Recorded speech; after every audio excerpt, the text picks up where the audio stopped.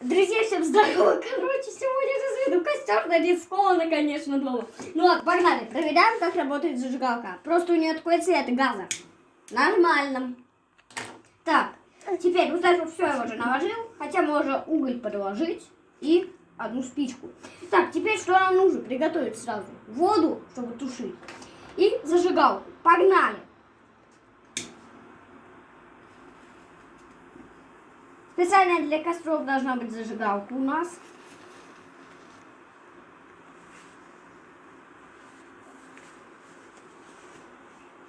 О, пошла жара.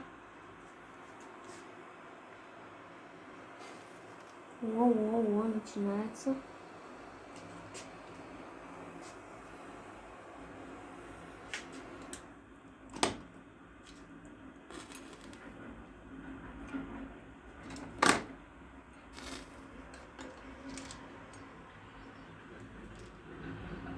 Одну вот эту вот штуку от коробка, от спичечного, подкладывать.